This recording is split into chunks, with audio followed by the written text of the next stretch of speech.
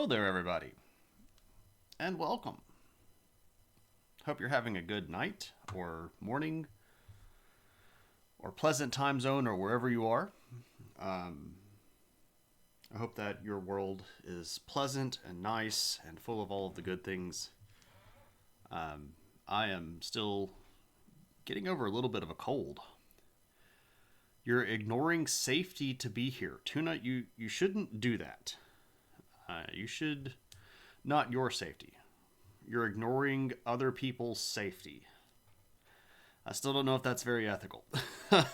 What's up, Cave Geek? Matt, good to see you as always. Um, Hope everybody's having a good day. Um, I'm, again, still trying to get over a little bit of a cold that I picked up on Sunday. They're technically adults. I don't know if that counts. I don't know if that counts, but you get to make your own decisions. I am not at fault for the safety of stream viewers.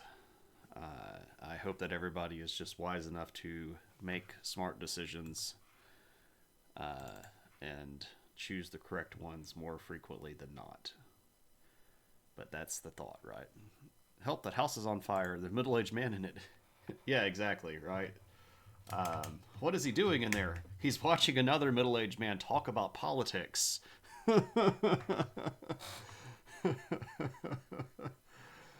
Yeah. He's technically an adult. He can leave if he wants. um, so what's new in everybody's world? Um, I'm on a bit of a short week. We had Monday and Tuesday off from class, so I taught yesterday and today, and I'll teach tomorrow, and then I'll be on weekend.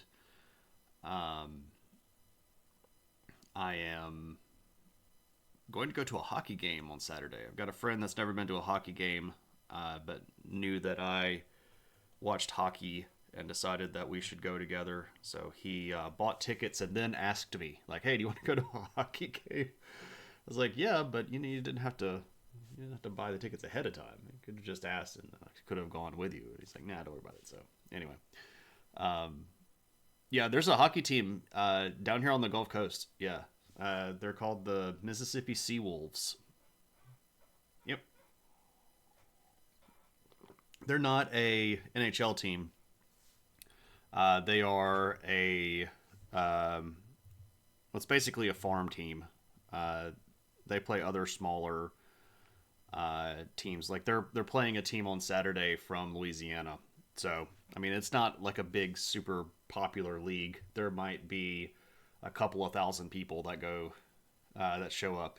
Yeah, exactly. It's senior AAA whale crap hockey to use the coined term from Shorzy, which is a brilliant show about hockey. If you've never watched it before, you should. Even if you don't like hockey, you don't have to know anything about hockey to appreciate the show.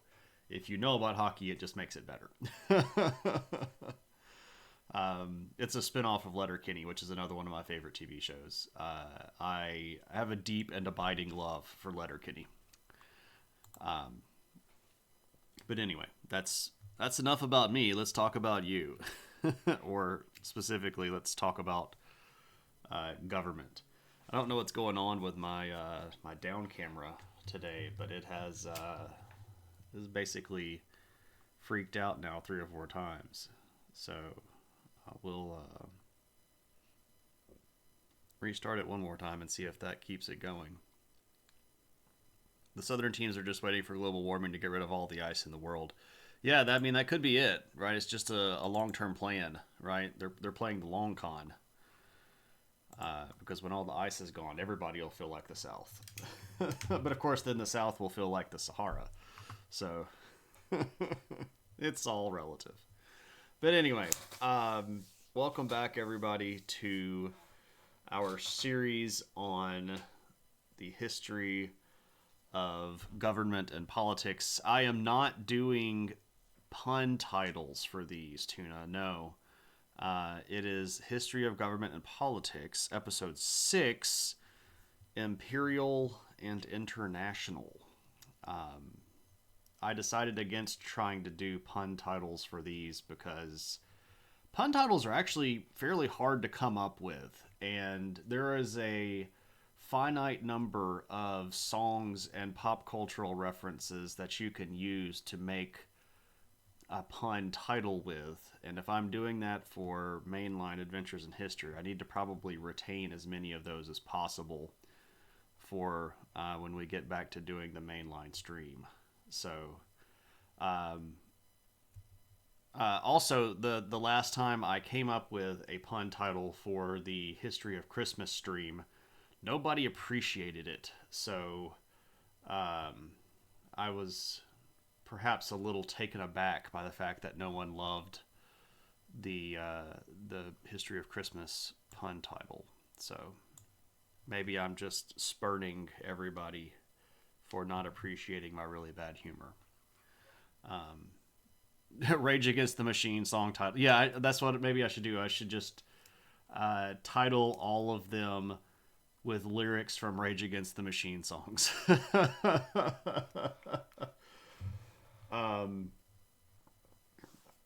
I don't know what tonight's would be. I would have to go through all of them. Yeah, that's a long thought exercise that I don't have time to do right now.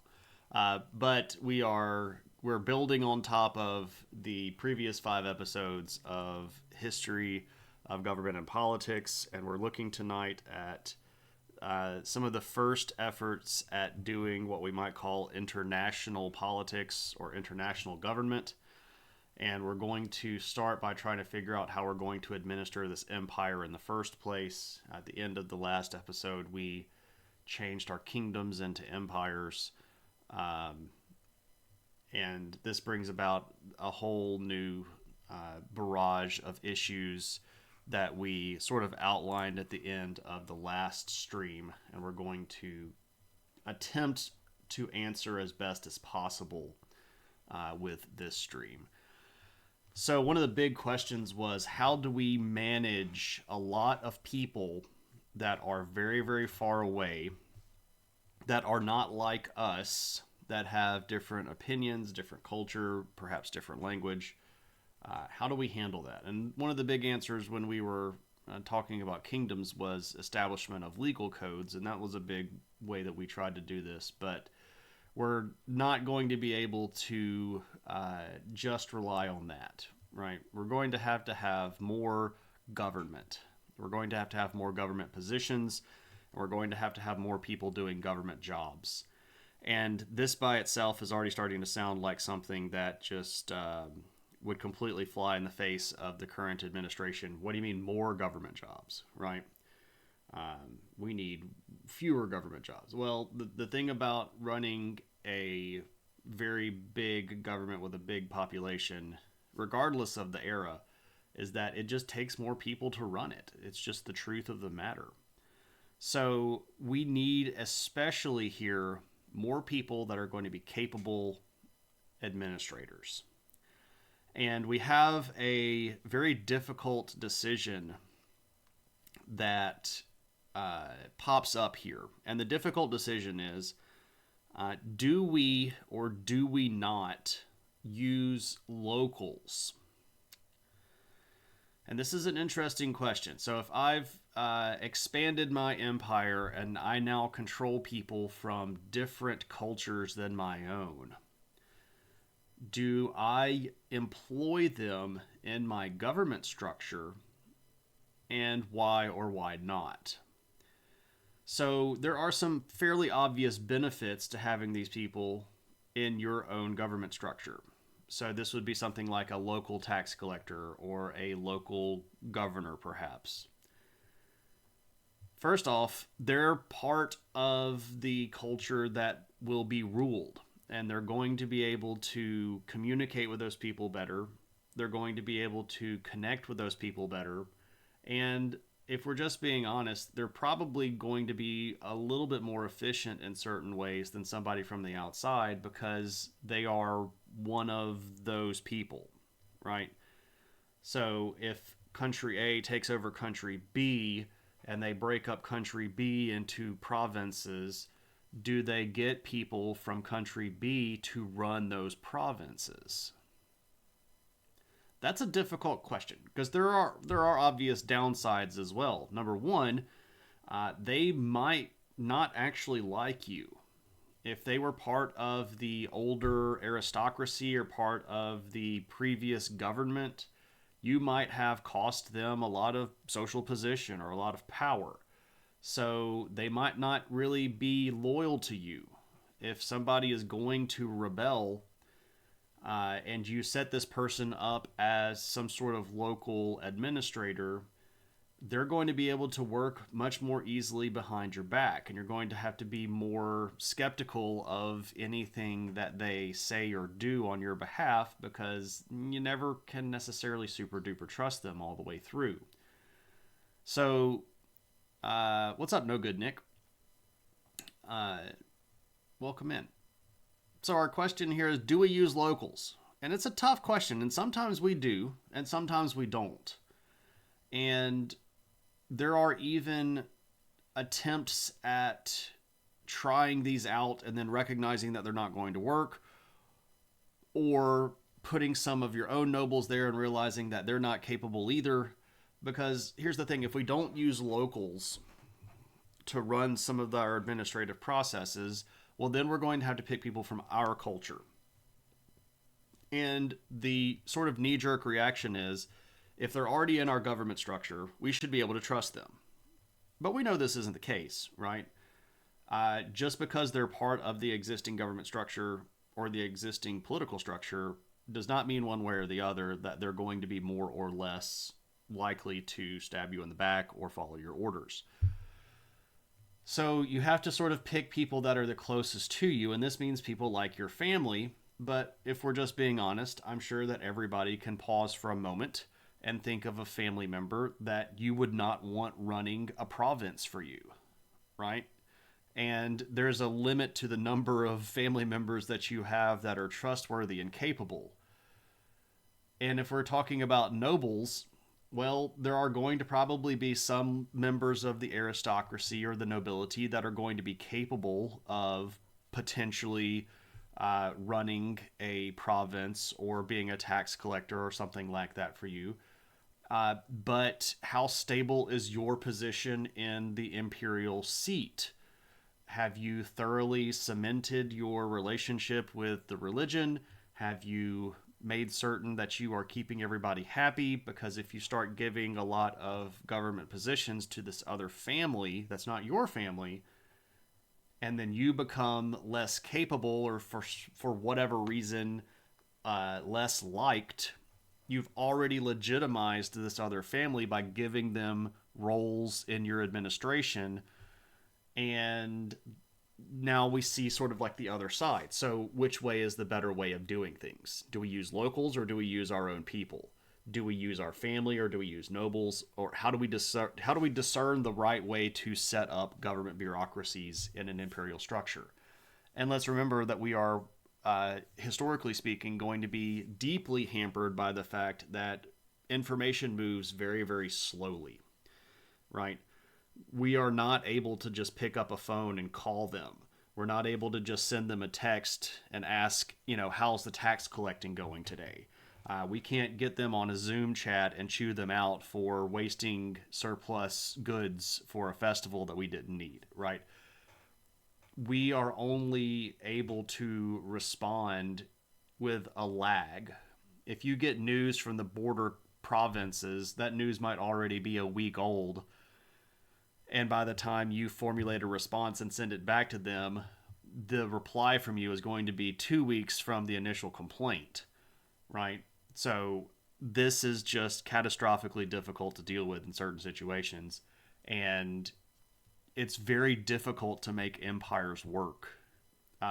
Even in the modern world, it's difficult, but especially in the ancient world. And we should never really look past the fine balance of government and political discourse that it took to keep some of these empires going. If we look at some of the earliest empires, like the Akkadian Empire, it didn't really last very long in the grand scheme of things. It started and it had two or three capable rulers, and then it fell apart. The old Babylonian Empire, the sort of classical first Babylonian Empire, only lasted four or five fairly good rulers, and then it fell apart. Right? We see a fairly frequent changeover, especially in Mesopotamia. It's a little bit different in places like Egypt or places like China, but we don't see a, a bunch of super big empires in Egypt or in China early on, right? The first dynasty of China might not even be an imperial dynasty.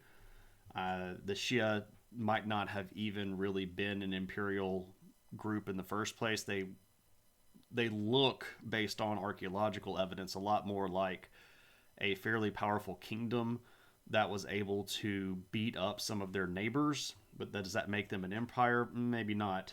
But the Shang dynasty in China was not really as stable as a lot of the later dynasties. We see them being very frequently completely upended by invasions of pastoralist people from the north.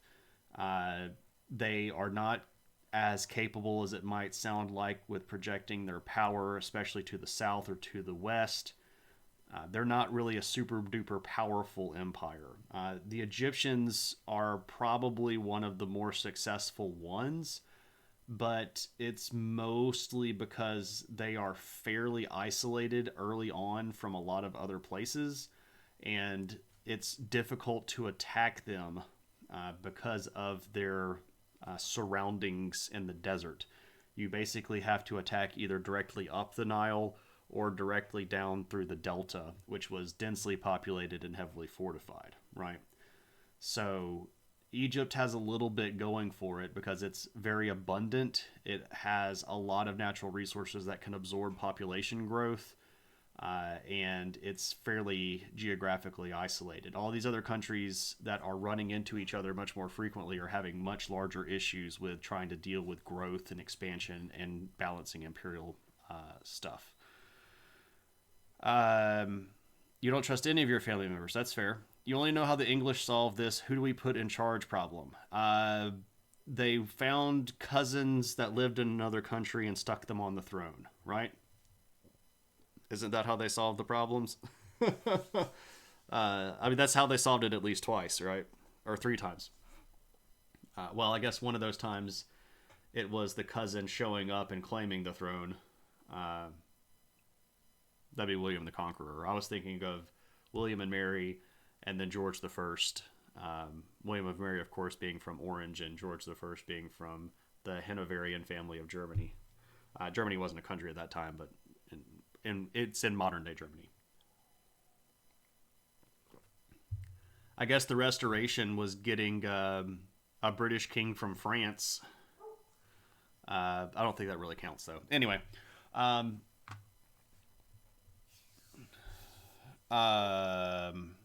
Noger's going to lurk. What's up, Noger? Good to see you. Thanks for the lurk, man. Much appreciated. Hey, comando mi mano derecho, segundo de grado cuanto más. Entonces, lentamente.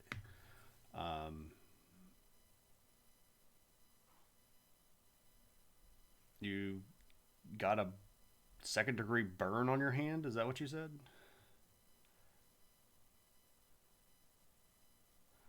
If that's the case, I hope not.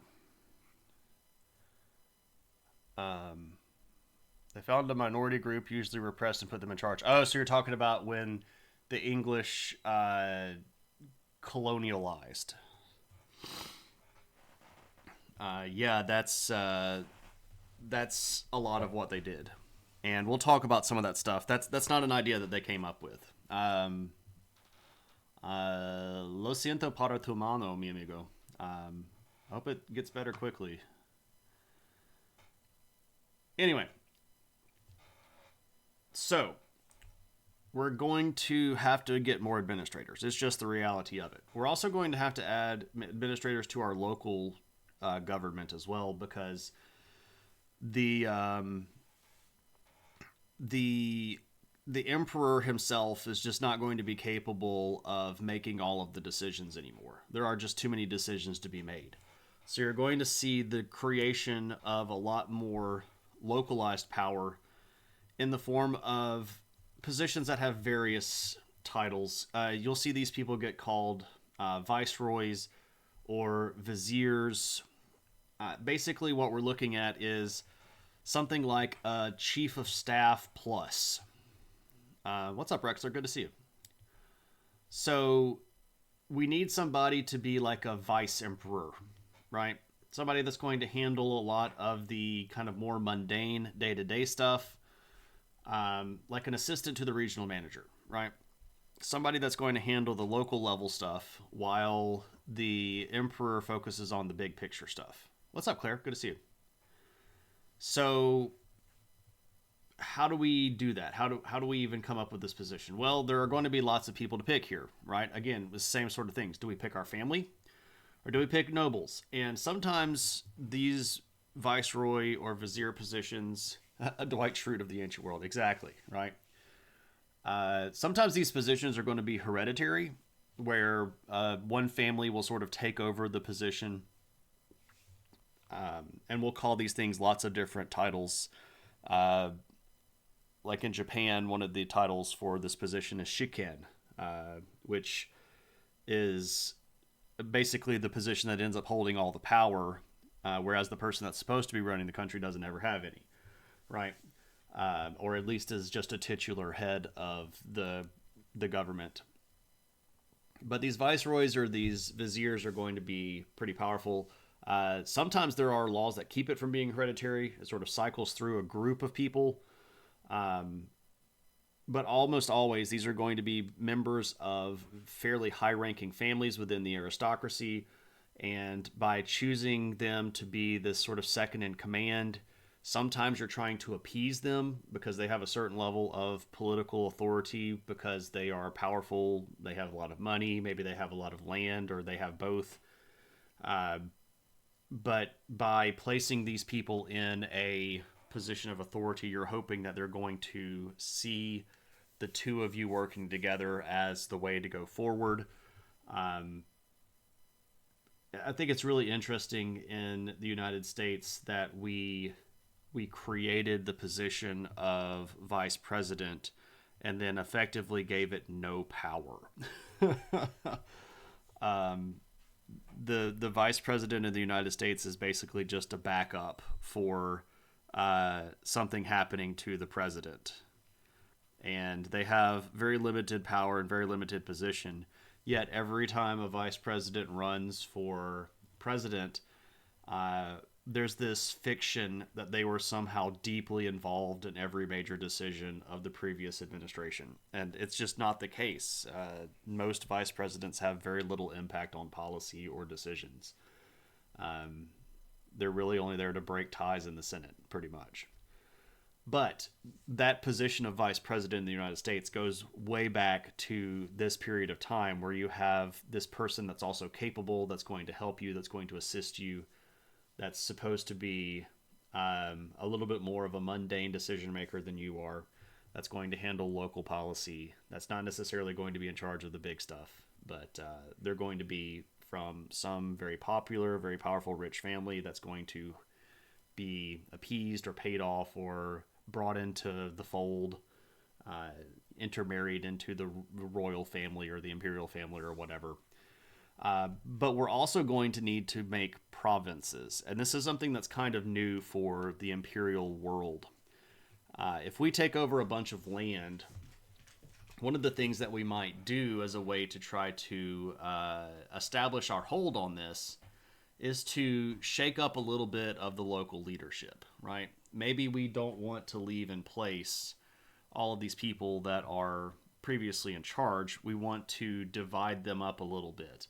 And by drawing new provincial lines, we will be able to establish different political bases.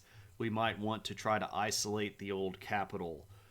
We might want to try to cut off big blocks of nobles from being able to easily support each other. but the creation of provinces or individual political slash governmental jurisdictions is going to be a big part of keeping a larger country functioning, because you, again, are going to be based on travel times.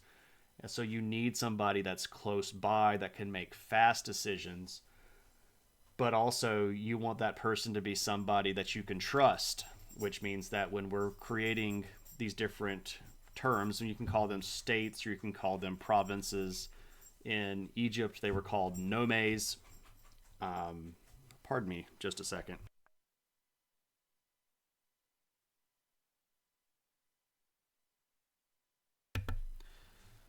Apologies for that. Um, the the need for these though is evident. You've got to have somebody on the ground. You've got to have somebody that can help out quickly. You've got to have somebody that can respond to immediate threats. But this gets into the next question again, and it's the same question as the first time. The puppy was actually just in here, and she decided to get right behind the chair and started making a whole lot of racket. And I just asked her what was going on, and then she looked at me like I was a moron, and so I told her to go back up front. Um, so the question though is like, who do we put into these positions? Who do we make a governor? Who do we make a provincial head? Who do we make if we're in Egypt? The title of a person ruling a nome was nomarch, right? Who do we make nomarchs? Or later on, when we get to the Achaemenid dynasty of Persia, who do we make satraps, right? Who do we put into these positions? These are going to be people that we're going to need. So again, do we use local people? That's a tough question. Do we use our own family members? Well, eventually we run out of family members. If we continue to expand, we're just not going to have family members to put in these positions. So then we're based on putting in aristocrats or nobles from or from our country, which of course again has its own problems as well. But you're also going to need a lot of other apparatus that goes with those people. When you put a governor in a territory, you can't just put that one governor person in this territory that's a month away, right? You've got to give them a support staff. They have to have their own messengers. They have to have their own judicial structure if they're not going to act as judges themselves. They have to have tax collectors that work for them. They have to have like all the stuff that goes with the trappings of government have to be provided for all of these regional areas. And this is really expanding the scope of government quite rapidly, but it's also the only thing that's holding a lot of these empires together. One of the things that comes out of this early imperial sort of movement is the recognition that you've got to make infrastructure, and you start seeing people making roads, because it becomes very clear that if we're going to move long distances very quickly, we need to make roads. But then the question is, well, how do we finance that? Is that paid for by the local people, or is that paid for by taxes, or is that paid for by the imperial treasury? Who's going to make the roads? Who's going to make the bridges? Who's going to build the garrisons, right? Who's going to do all of this stuff? Where does this money come from? And these are difficult questions, and you're going to start seeing people show up that are sort of cabinet ministers, these people that are going to be lord of the purse, or these people that are going to be chancellor of the exchequer, if we're going to use the British term for it in modern day parliament, right? In America, we would say secretary of treasury, right? Yay, infrastructure. What's up, Lumpy? Good to see you. You like to imagine the infrastructure week of the ancient world? Yeah, yeah, yeah. Well, I mean, it's a question that you have to ask. If we're going to have this big empire and we're going to try to run all of this stuff, like if we're going to run an area that encompasses the entire stretch of Mesopotamia, right? How do we manage that? How do we keep stuff going around, right? We've got rivers and we can sail on rivers. Sure, absolutely.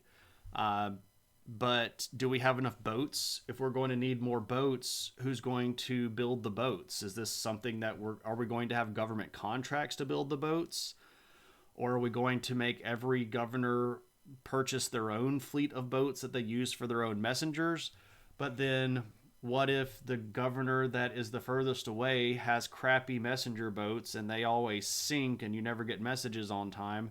Is it better for you as the emperor to just pay for all the boats yourself? Because this is the infrastructure that we're talking about. We need the physical trappings of an empire to keep all of this stuff moving. It doesn't happen just because we want it to. Lumpy says that he is despondent. Oh, that stinks. I'm sorry to hear that. I don't think I'm down, Cave. I think I'm here. Twitch still thinks that I'm here. So...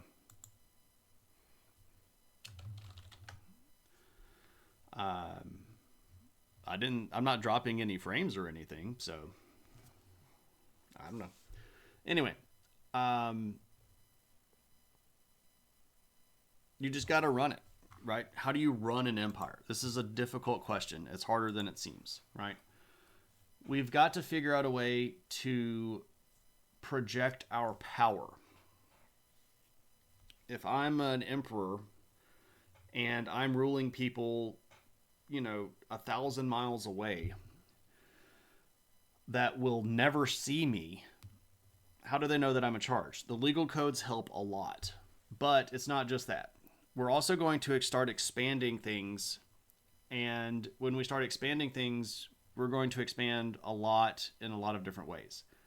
One of the things that we start doing is exporting our religion, and this is not something that is new. This is not something that happened only in the European expansion, right? The religious structure of our home country is going to be interested in establishing new networks in other places.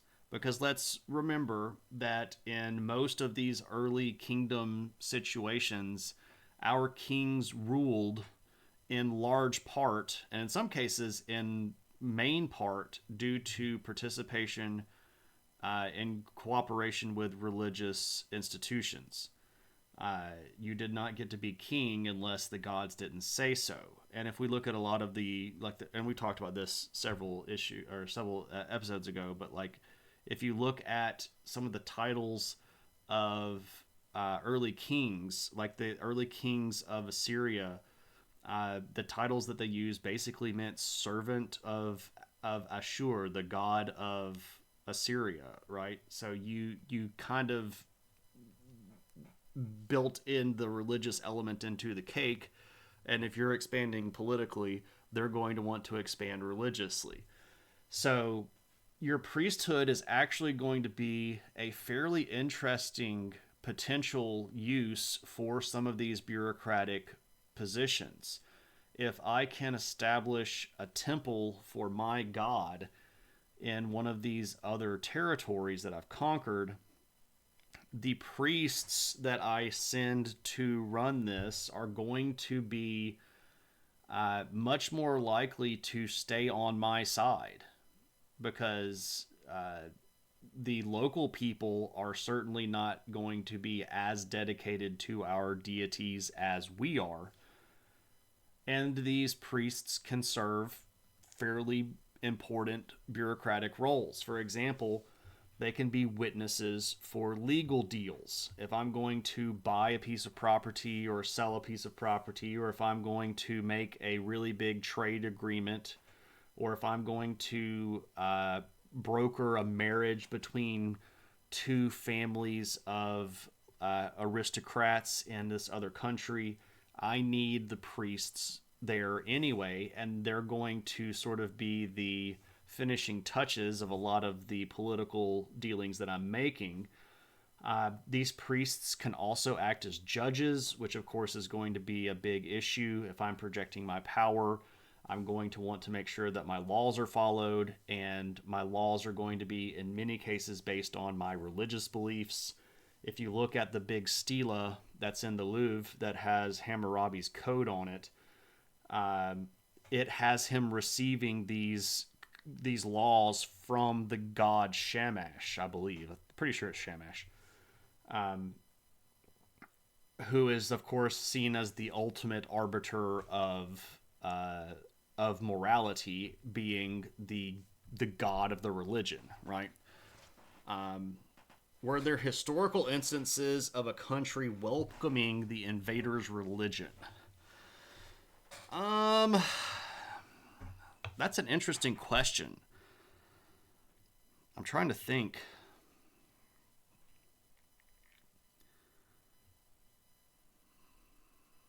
Maybe not as an entire country,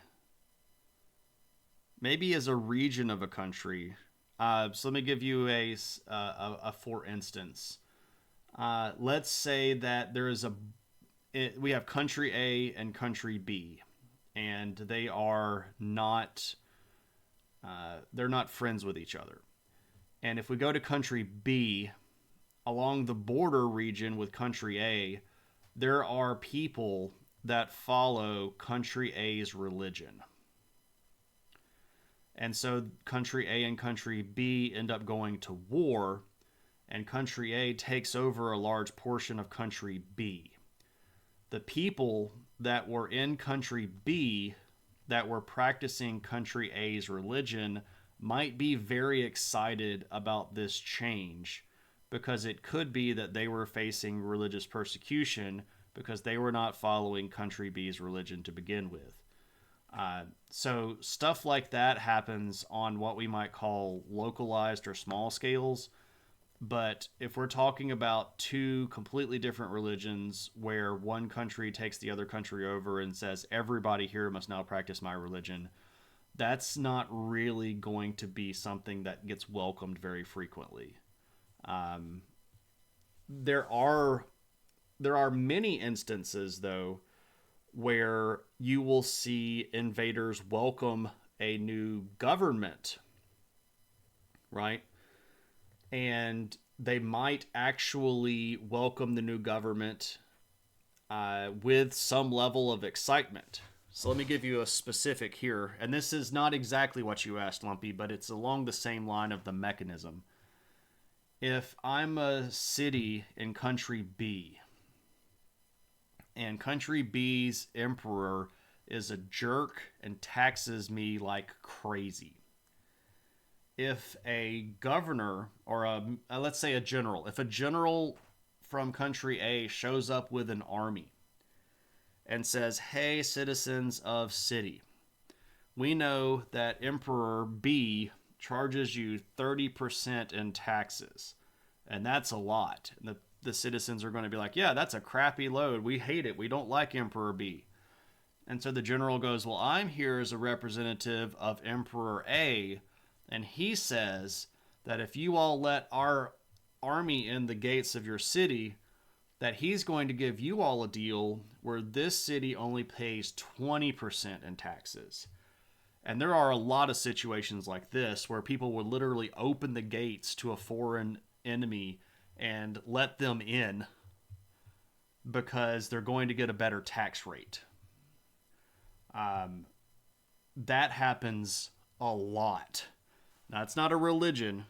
It's not the same. But the mechanism is the same.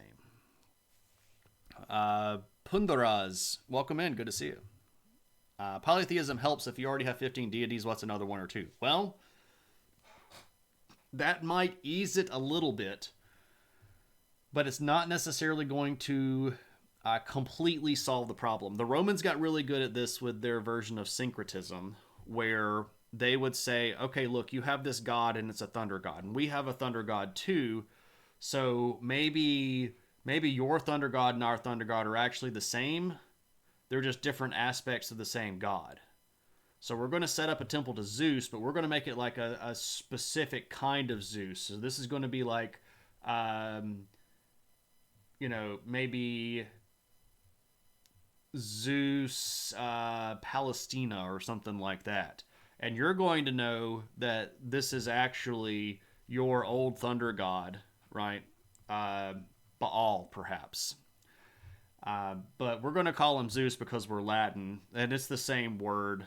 And we're not even really going to call him Zeus. We're going to call him Jupiter because you're probably more familiar with the Greeks, but Zeus and Jupiter are the same guy too. So if you look at the temple and it says Jupiter on it, you can just think Zeus, but also it's your guy, Baal. So we're all good here because it's all the same god. That helps. The Romans also had this great thing of stealing foreign gods, though. They literally had a. I'm so far off topic right now. I need to get back on topic. I'll say this one thing. They had a specific religious ceremony called invocation, where they would go to a temple of a foreign deity and invite the deity to become a deity of Rome. And they would perform this ceremony where they were like, oh, great deity that's really, really cool from this other country. We will be way better to you than the people that originally worshipped you. So if you will give us a sign and become a god of the Romans, we will add you to our pantheon and we will love you. And they stole several gods this way.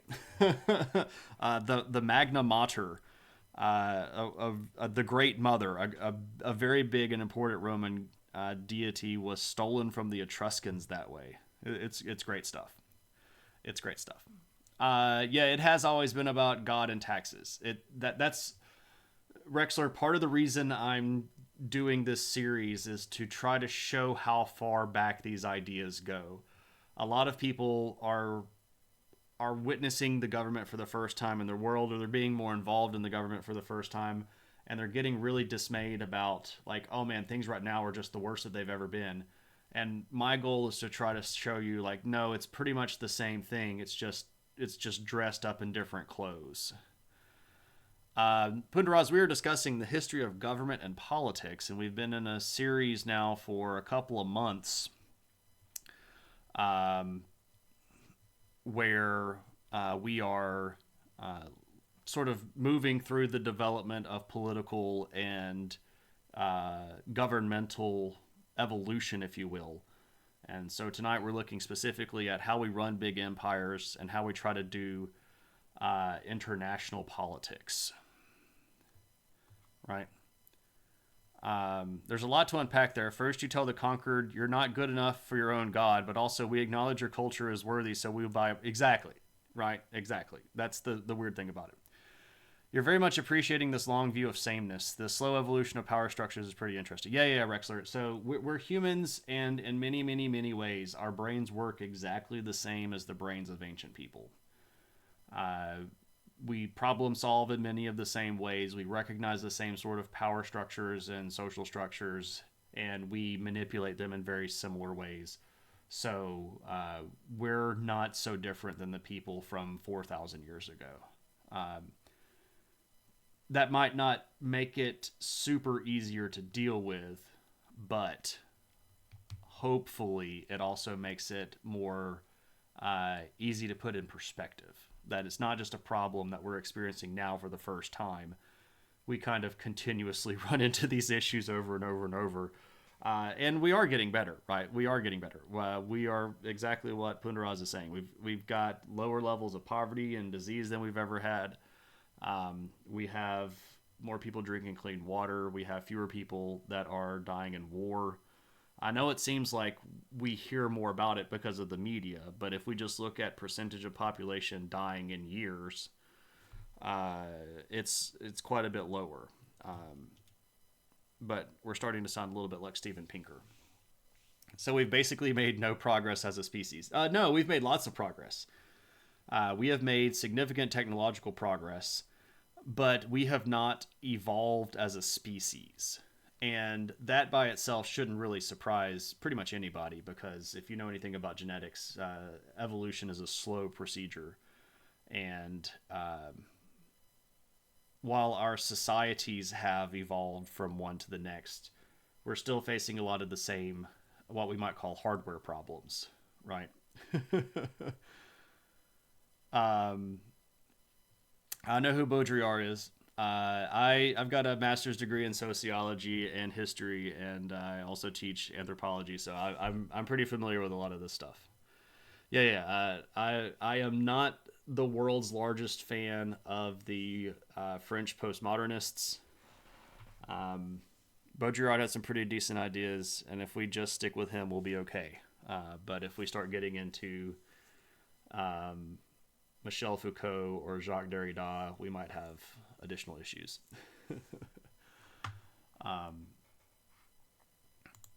But that's a whole other thing. Also, still waiting for Apple to release the Humans 16 SE. Oh, like the next version of Humans because we get a new version of a human every year. Fair enough. Fair enough. Um, we have me. I do not necessarily represent uh, any sort of expansion in human evolutionary uh, development. Um, so there's that. All right. Um, so we've got these priests. They're going to expand with us. This is also going to reinforce much stronger ties between religion and politics. You're going to start seeing our rulers participate in more religious ceremony, and you're going to see the merger of some positions, which is kind of interesting.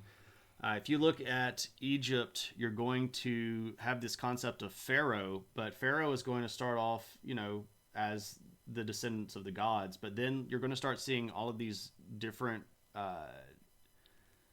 sort of like machinations. I don't know what's the right word for mechanisms, perhaps. I don't know, rituals that go along with this that are going to um, just really start going up and up and up and up and up in levels of complication and complexity. Where, if we are going to be conquestors in the name of our deity, we're going to have new rituals that go along with this. Um, the Shang Dynasty of China has a lot of religious connection with its leadership, and this is something that, especially in China, is going to have a lot of lasting connection with religion.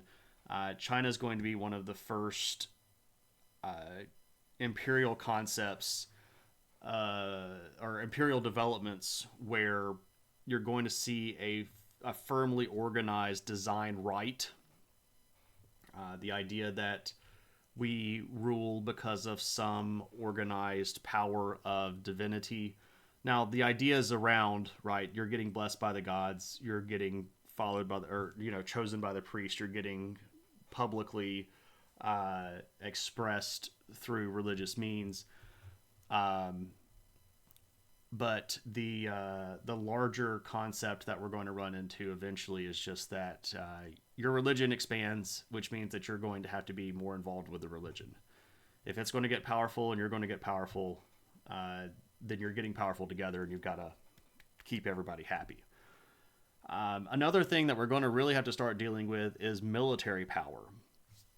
If we're going to project our power into new regions and these conquered zones, how are we going to keep them in our circles? How are we going to make sure that they follow our rules?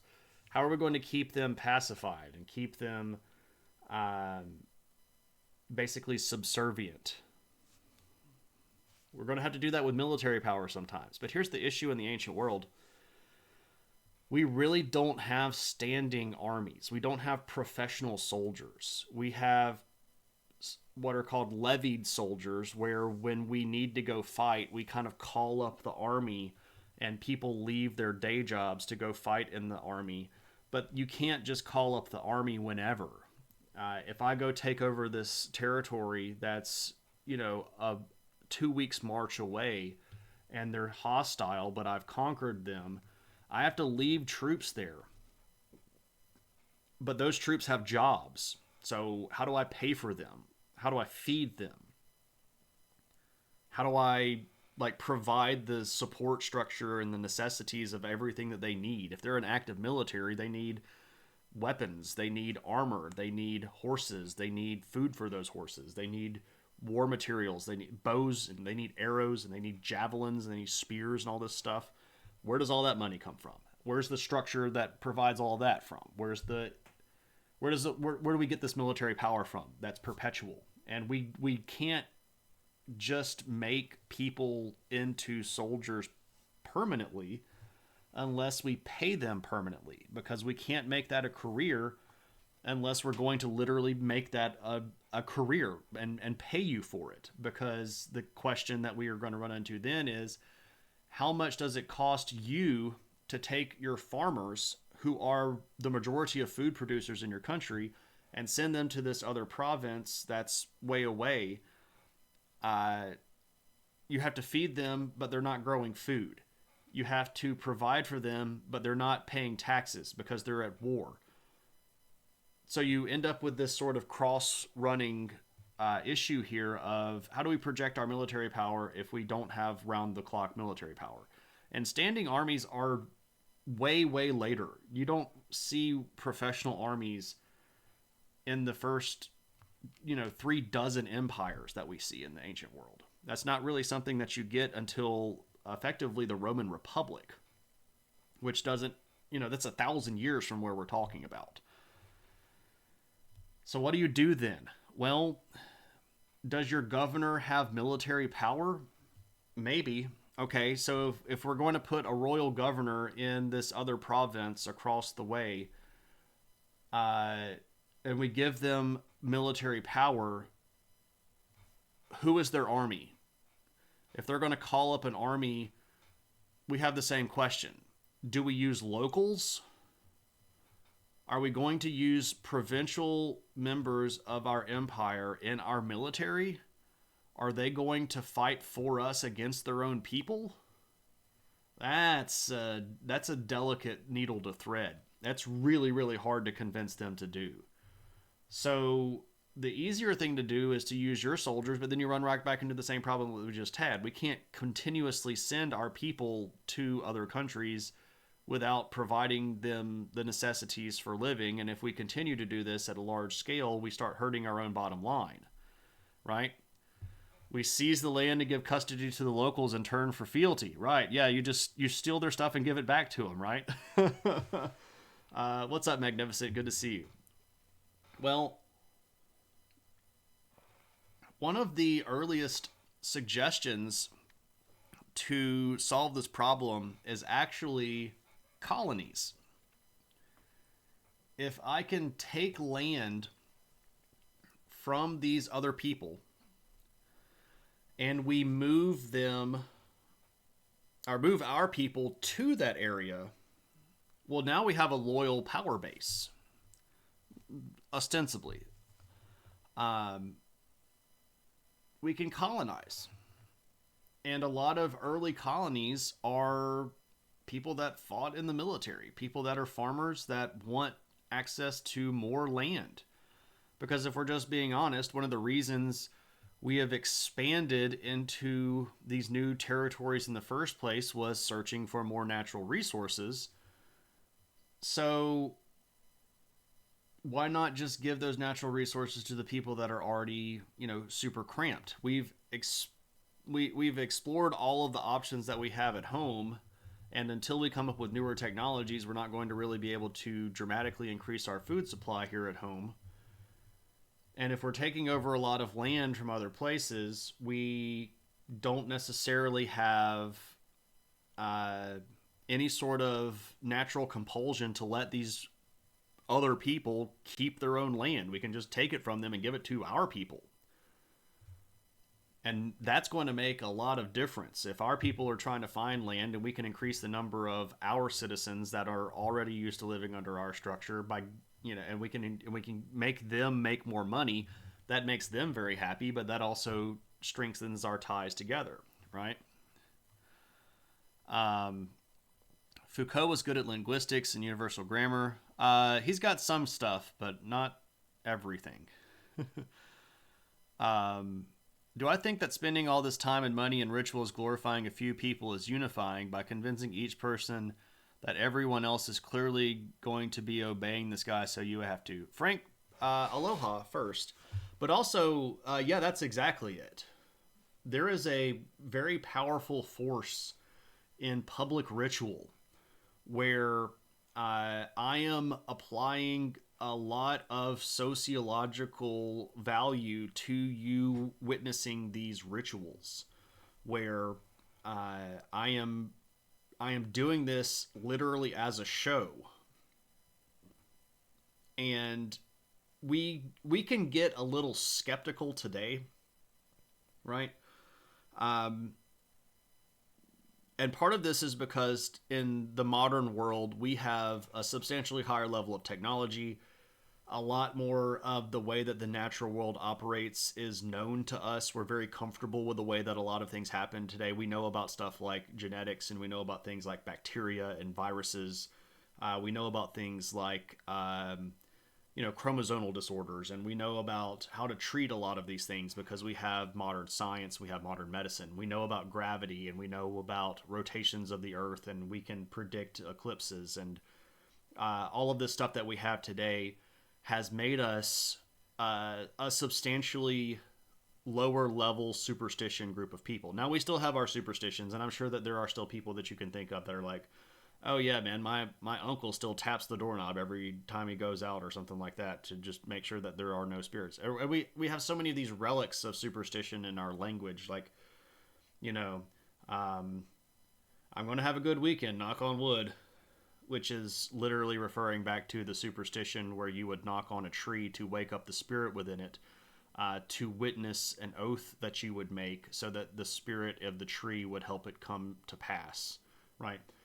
So we are in many ways less easily impressed than people of the ancient world. Now, I am certain beyond a shadow of a doubt that there were ancient people that would go to one of these public rituals, and in the head, or in their head, or maybe even in public, they would just laugh and go, "You're all so full of junk. There's no such thing as these gods," right? There were obviously people in the ancient world that saw through this, and even people that were maybe externally religious might think that some of these things are a bit much, but then they always did them, right? For all of the glory that we put on the Roman Empire and the Roman Republic, these people were superstitious to a fault, right? As an example, there were recorded instances where they would start a festival that would go on for a certain number of days, and they would get to like the third day of a 5-day festival, and somebody realized that one of the priests of one of the main gods forgot to say their prayer at the opening ceremonies of this festival. So they would go back and start the whole thing over, like literally from scratch. And they would have another 5-day festival just to make sure that all the head priests could get their prayers in, because they really were that superstitious. So understanding sociology like we do today and adding a legitimate, substantial even difference in the level of superstition means that a lot of these public political or governmental rituals were really expected to have big impacts on people, and a lot of these were very costly, right? And if you were a king or an emperor or a high priest and you were trying to run a budget, it would be less intelligent for you to waste money on something that had no return, right? So even if we take aside the fact that they were superstitious, economic thrift is still very much a thing in the ancient world. If we're running a budget that's on a shoestring, we're going to cut a lot of things before we cut the religious ceremonies. We're going to tax a lot of people before we tax the religious organizations. We're going to push a lot of people into the military before we pushed the religious figures into the military, right? It's a sacrosanct kind of thing. You just don't mess with it. Um, you believe a tactic of later empires used to be to elevate minorities to power. They needed to support them. Yeah. So, Meg, we've talked about that a little bit, but that's absolutely something that is fairly consistently used, where you put somebody that needs your help in charge so that they are more deeply reliant upon you. Um, you have a long cable to use Wi-Fi anymore. Interesting. Um, you saw a clip today of a Democratic representative berating a fellow representative for not showing enough deference and respect for Trump. Interesting. Interesting. You would always be forgetting the prayer so that you could go back and have a longer festival. Maybe, right? Maybe. Yeah, that was on purpose, Lumpy. That was designed and on purpose. Anyway, so we're going to run into the problem of needing to project our military power. Military power does end up being held by most of the governors. We're going to put governors in charge of things. We're going to give them a little bit of military power. Do we use locals? Sometimes, sometimes not. Maybe you do. Oh, I did not see the thing about the cable. I thought you were talking about the thing about the tree. That's the one that I skipped. I missed the cable connection. Yeah, I always stream using an Ethernet cable, so that always is my solution to connection issues while streaming. Well, I didn't initially. I used to try to stream when I first started streaming. I used to stream over Wi-Fi, and it was a poor tactical move. We'll just say it that way. It was a bad decision. So, can we use local troops? Sometimes maybe, but usually not. We try not to use local troops. They're going to be less reliable. Now, if there are invaders invading from outside, everybody needs to protect their own backyard. And if you're fighting to protect your family that's on the other side of that wall, you're going to be fighting much more strongly. So local people are good for invading, or if we're going to go attack another country, right? But if we're just holding things down in the local area, we're not really going to want to rely too much on local troops. We're going to colonize some, though. We're going to move some of our population around, and this solves a lot of problems. Again, if we have problems of overpopulation in the home country, this is going to eliminate some of that. This is also going to increase the amount of trade goods that we have. This is also going to increase the amount of friends that we have, or at least we hope so. But there is a really interesting question here, and this is something that we faced fairly early on in the Imperial expansion into colonies, and that's going to be is the colony independent, or is the colony still beholden to the mother country? And different empires are going to have very different opinions about this. There's always the hope that these people will be friendly and play into the larger trade network that you're hoping to extend and be willing to send durable goods and trade goods back home.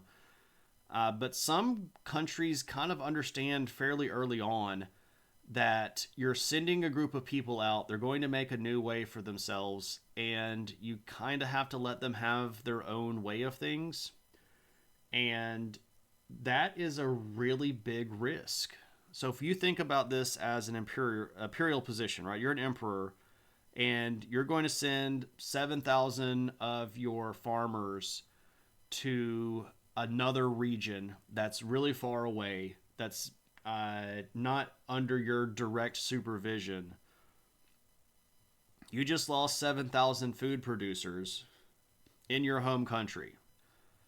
And if you're going to say, I'm going to send you with faith, goodwill, a handshake, a pat on the back, and we're going to hope that when you get everything going, you're going to remember us, that's a gamble, right? That really is a gamble because you are clearly losing and you might not be gaining. So it's a bit of a mess. But here's the thing, if you're going to make them be beholden unto you, then you have to expand all of the apparatus. So it's not just sending 7,000 farmers. Now it's 7,000 farmers and 1,000 troops and a governor and tax collectors and another temple and all the priesthood that goes with it, right? So now we've got a lot more of an investment for those people to go really far away and decide that they don't want to be a part of your country anymore and then rebel against you. Yeah, it's a tough call to make. But colonization starts way back. The Assyrian Empire is the first one that really does it successfully. They are roughly located around the middle part of Mesopotamia, right about here. And the first colony that we know of is up here in what is modern day Turkey at a place called Kanesh. It's the oldest colony that we know about. This is during the Bronze Age. So we start seeing this pretty early on. And of course, this is going to be frequent in a lot of places. When we get to the next episode and we start talking about the Greek world, obviously here there are tons of colonies in the Greek world. But the Phoenicians are going to be really big on colonizing. The Turks are going to be the Hittites rather. Sorry, the Hittites are going to be big on this. Yeah, it's pretty far away. It's several hundred miles and over some fairly rough terrain as well.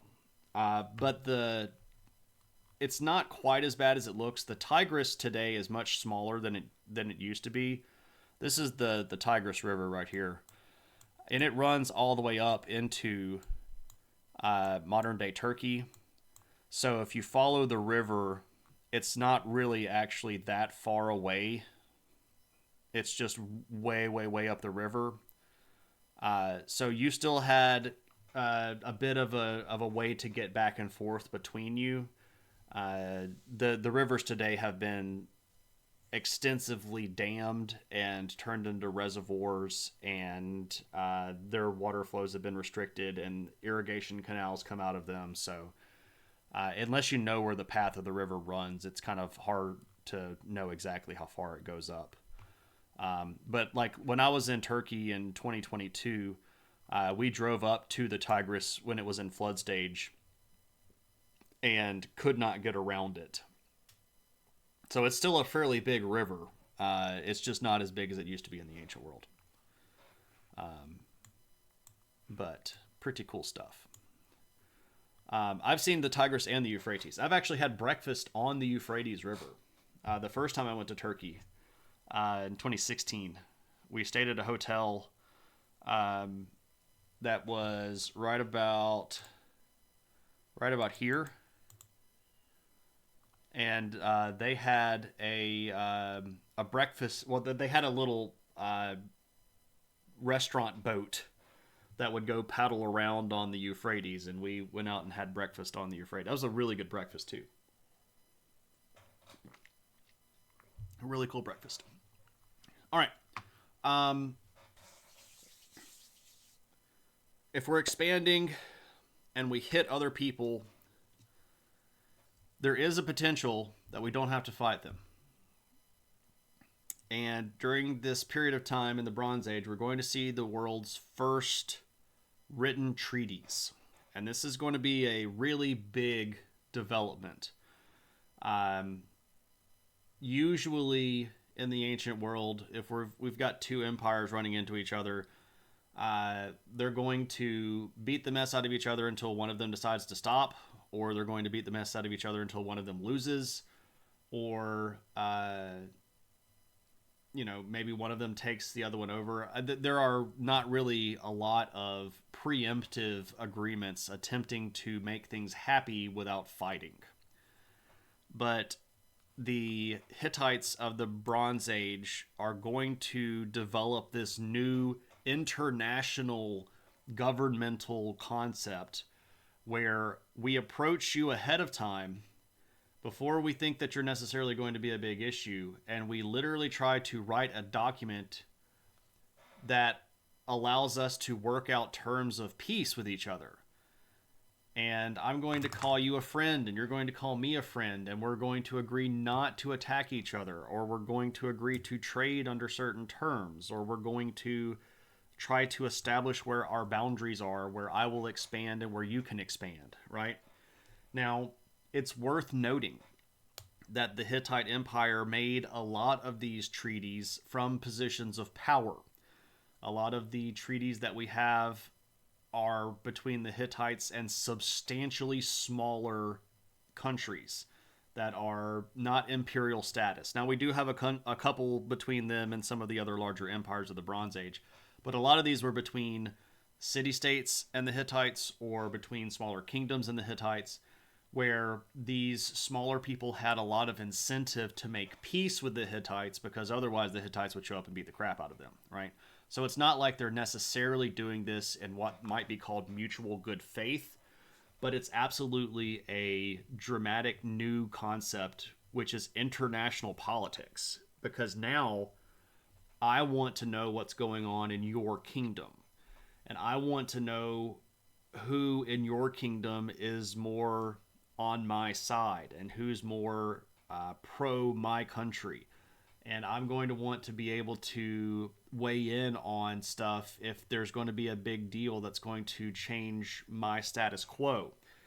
And this is going to begin the enmeshing of imperial structures.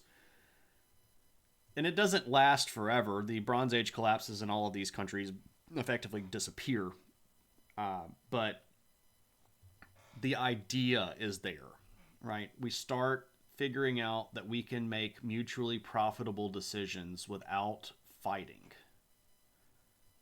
And that's kind of cool, right? Because we invented warfare about 2,000 years previous to this, and now somebody's figured out that we don't have to fight. We can just get a couple of our more learned people together, and we can write down an agreement, and you sign it and I sign it, and boom, now we're friends, right?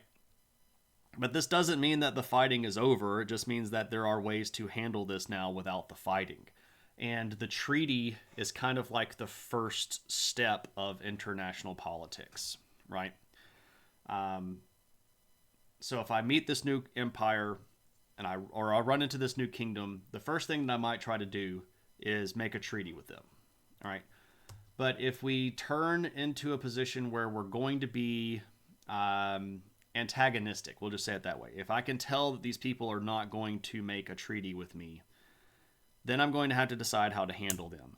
And historically, Assyria is going to create a fairly well-repeated method. And there's not really a name for it. I refer to it as the Assyrian method of international diplomacy. And it goes like this. First, we're going to try to make a treaty. And if that's cool, that's cool. If you won't make a treaty with you, I'm going to show back up next year with my army. And then we're going to fight. And if you beat me, okay, cool. But if I beat you, now we're in a different scenario. Because now I'm not going to ask you to make a treaty with me. Now I'm going to dictate terms to you. And I'm going to make you a vassal. And there are lots of terms here. You can say vassal state. You can say client kingdom, right? But the idea here is, I have beaten you now. I gave you the opportunity to make peace with me. Then we fought, and I beat you. But now that I've beaten you, the terms are different. And the terms are, you are going to pay us tribute. Now, this can be in goods. This can be in currency. This can be in labor. This can be in, manpower for the military or something like this. This can be in slaves. Who knows? But we beat you. You're going to pay us tribute. And this is usually going to be paid on a yearly basis. So I'm going to expect this much out of you every year. And as long as you pay this, I'm not going to bring the army back. Also, one of the things that Assyria makes very clear is that if we all go to war again, you will send men for the military. You are now part of our larger structure. Your men are my men if I call them. And if you don't send your men when I call them, I'm going to go beat somebody else up. And then when I'm done beating them up, I'm going to come and beat you up again.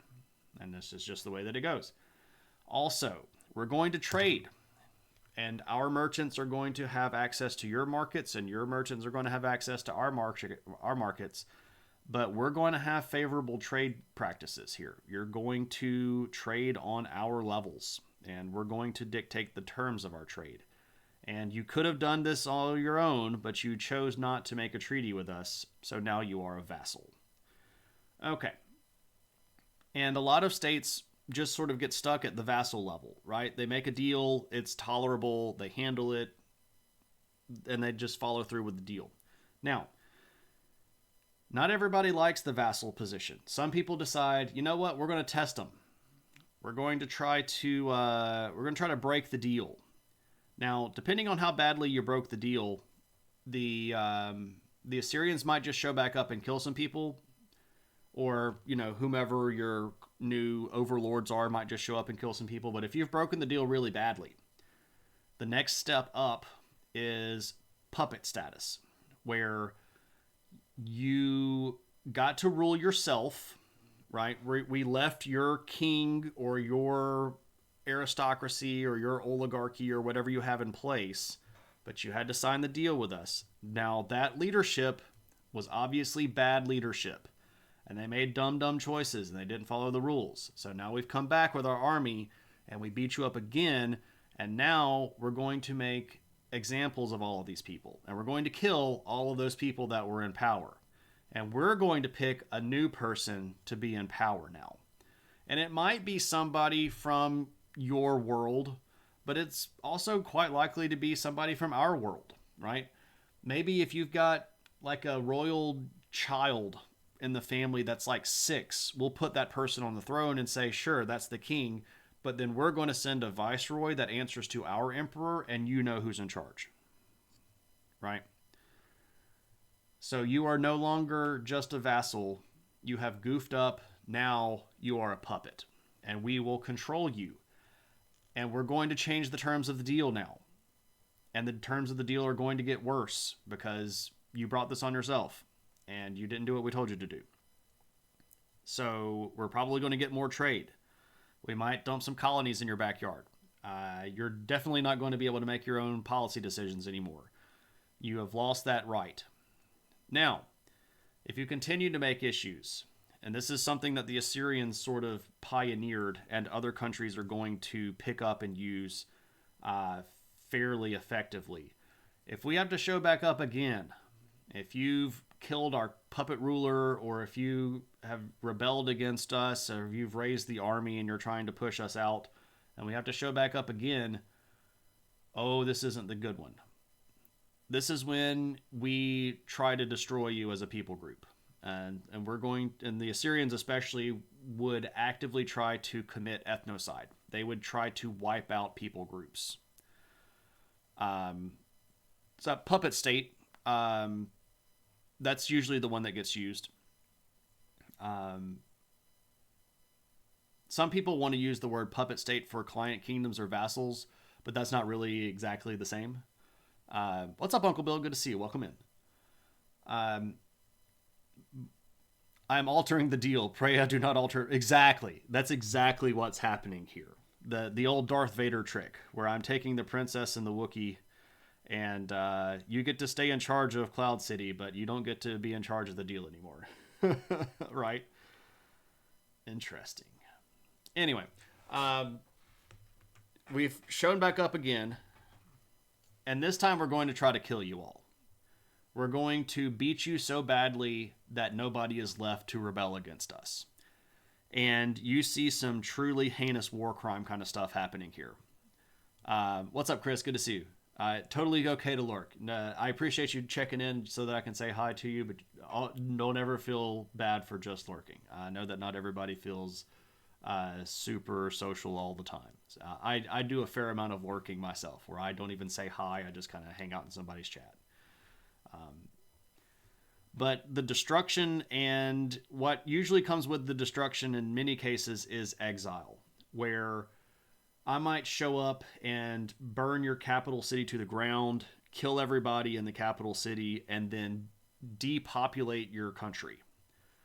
I might take all of the males over the age of 12 from your country and move them to a different part of my empire. And usually I have enough space and I have enough people to move different people into your old territory, because I want that territory. I still want the goods and the services that can come from that territory. So I'm going to put new people there. And I might put my own people there. I might just basically turn your whole kingdom into a big colony. But I also might put other problem making people in your territory where they don't know what they're doing. They don't really have a lot of contacts. They're very new. So they're not going to cause a lot of issue.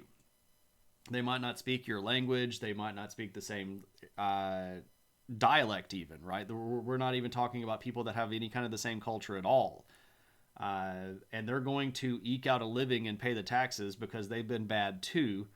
But this is sort of the last step where I'm making sure you don't cause trouble anymore. And if you thought that stuff like destroying an entire population of people to get their land was something that is a modern or, European age of expansion kind of idea, that idea's been around for a long time too. If I want the resources and I'm a powerful empire and you keep causing me trouble, I might wipe you out. And again, this is stuff that's happening in Assyria in the Bronze Age and the Iron Age, right? That they are not goofing around with this kind of stuff. So we establish our empire and we build our infrastructure and we build our political organizations and we strengthen our religion, and then we start expanding further and we get into international politics and we have to come up with new ways to deal with all of these people. And unfortunately, international politics is even more difficult than local politics, and a lot of our international options are violent. But that's kind of how it goes. And that's pretty much all that I wanted to cover tonight. But as always, if anybody has questions about any of this stuff, you are welcome to ask.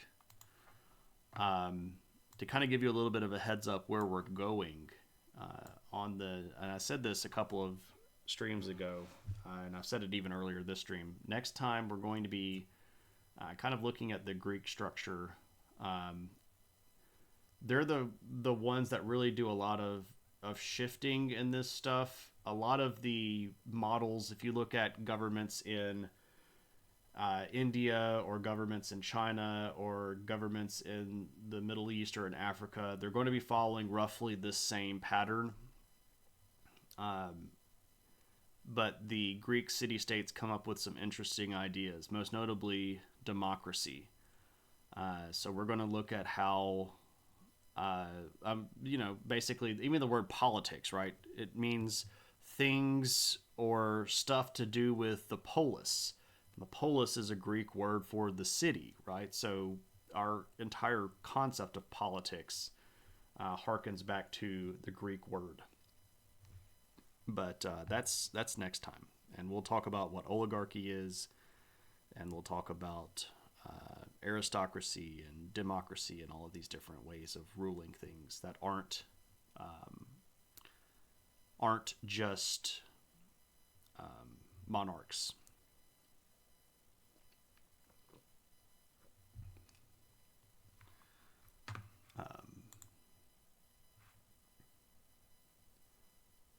But that's okay too. If anybody has questions, that's fine. If not, we can go do a raid. Not the world's biggest crowd tonight, but that's okay too. I understand there's a lot of stuff going on in a lot of people's worlds. So,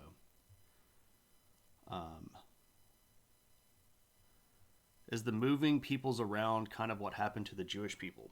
Yes. So if you look at the northern kingdom of Israel, that was destroyed by the Assyrians.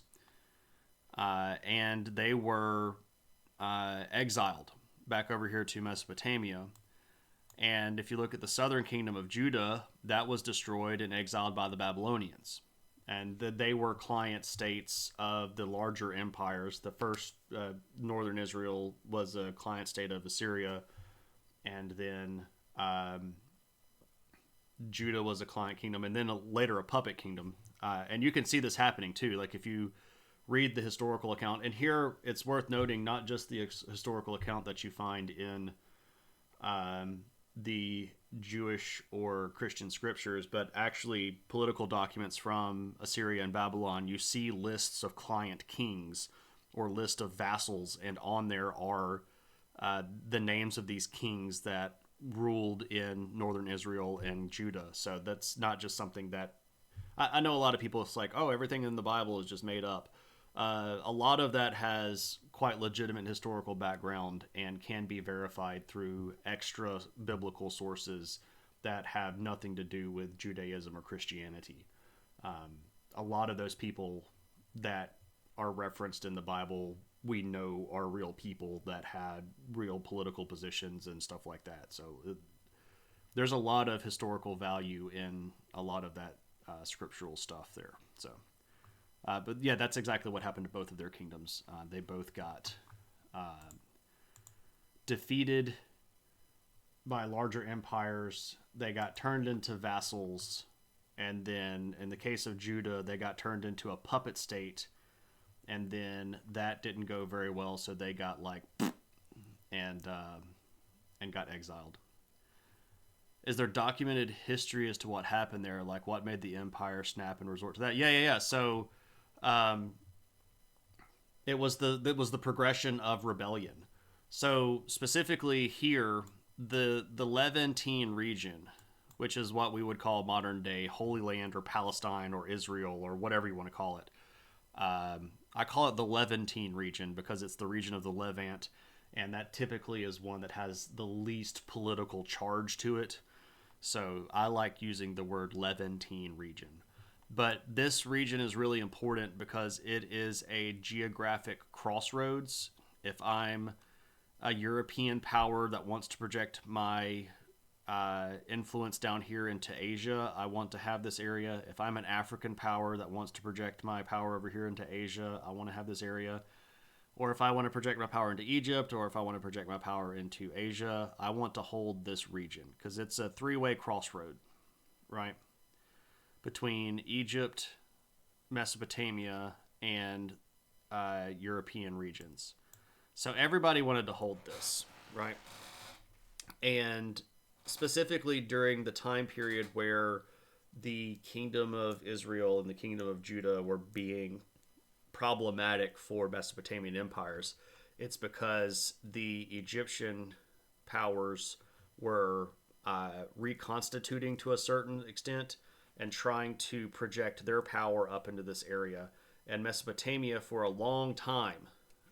So Assyria was the first big empire to really make it out of the collapse of the Bronze Age. The Bronze Age collapsed roughly 1200 BC. And for about the next 300 years, a lot of people were very introspective. Like the Hittite Empire dissolved completely and disappeared. Mitanni was a big empire and it completely dissolved and disappeared. The Assyrians existed still all the way through the collapse, but they were really just a city-state. They went all the way from empire basically back to very small local kingdom. Babylon had fallen from a big empire down to basically just a small kingdom. And Egypt had completely splintered into a period of time that we call the Third Intermediate Period, where they had about 2 or 3 different political bases inside of Egypt. And at certain points, there were 3 different ruling dynasties. And like some of them were from Nubia, some of them were from Libya. And so they were being ruled by people that weren't Egyptian. But what happened then was all of the little countries that used to be part of these larger empires got some independence, and they were able to establish themselves as independent kingdoms. But on the other side, when these empires solve their issues and start expanding again, Assyria is the first one that really starts to expand. And they were the first ones to push back over here into the Levantine region. So Mesopotamia is going to claim this region as their own fairly early on. And as powers, especially powers here in Egypt, reconstituted, they wanted to expand up this way. But that put all of these little kingdoms in here. And it wasn't just northern Israel, and it wasn't just Judah. There was also the Philistine areas, there were the Phoenician cities, there was the kingdom of Aram Damascus. There were about 9 or 10 different little political kingdoms that were fairly small states right in this region that were all stuck again between these two big empires. And Egypt was the weaker of the group, but could then offer better deals than the Assyrians, right? The Assyrians are going to dictate very strict terms because they're very powerful, but the Egyptians would like for you to come over to their side, and they're going to give you better cuts on things like taxes, and they're going to not be so strict about things like sending troops to battle and et cetera, et cetera. But that put these kingdoms at odds with each other, and the Assyrians didn't like that very much. They liked to tell you what was going to happen, and if you did it, you did it. But if you didn't do it, you were in trouble. And when the Assyrians fell to the Babylonians, and the subsequent expansion of Babylon, they were the same sort of way. I mean, it wasn't the Babylonians, it was the Neo-Chaldeans, but we still call them the Babylonians. Semantics. They're fairly important semantics, but Babylon for Babylon's sake. They want that stuff back. They want that region back as well. So then they show up and they say, oh, no, you're not Egyptian, you're not Assyrian, now you're Babylonian. And people are like, whatever. Right? So it's a fairly complicated political structure, but one that I know quite a bit about, and I would be happy to ramble more about if you had additional questions. Good things the Assyrians didn't have a Death Star, right, Moose? If they had a Death Star, they'd have just blown up the Levantine region, right? And then nobody would have been able to use it. Which would have been unfortunate because there's a lot of really cool history there. All right. Yeah, absolutely. Anytime, Rexler. I know all of this stuff with the intent of being able to share it. So I am always happy to answer tangent questions and go on rambles and things like that. There are whole episodes that go much more in depth of that on YouTube. So if you want specifically, let me find the specific episode that might be the best one for you. We're going to go to Adventures in History. Nope. I think it's called Things Fall Apart. No, it's some empire that I used to know. So if you go to the YouTube channel and get to the Adventures in History playlist, episodes 12, 13, and 14 are going to be about the height of the Bronze Age and then the collapse of the Bronze Age. And then episodes 17, 18, and 19 are going to be about people coming out of the collapse of the Bronze Age.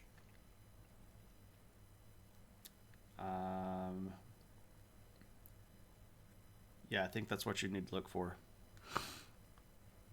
Yeah, so history of Adventures in History streams are all named after parody stuff, like either quotes from movies or song titles.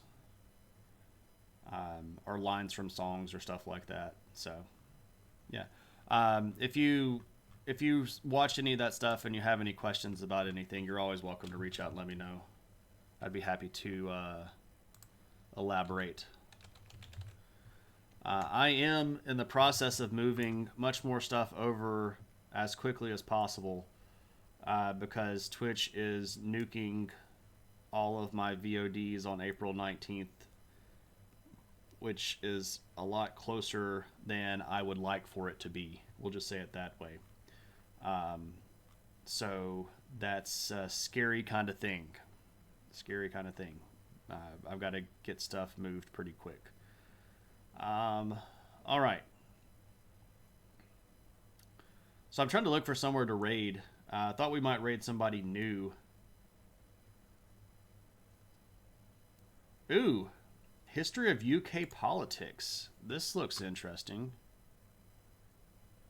He had traded in, I think, Islamophobic tropes in the Canadian election when they were campaigning against Trudeau. And on that occasion, I had used my words very carefully. Okay, so this is just watching a YouTube video. Never mind.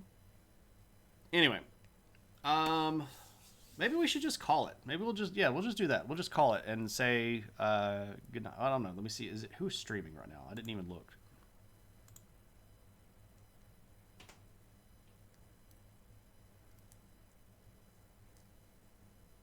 Yeah, let's just call it. We'll just say it was a nice night. We had some good chat. Progressed politically and governmentally. And this actually works kind of well because my brain is kind of hurting and I didn't necessarily want to stare at anybody else's chat. That's very selfish of me to say, though, isn't it? But thanks, everybody, for hanging out. And as always, we could do some poppies. Yeah, we can do that. We'll do poppies as the outro. How about that, Matt? So this is our moment of zen for the stream, everybody. So let's go over to poppies and we'll say goodbye.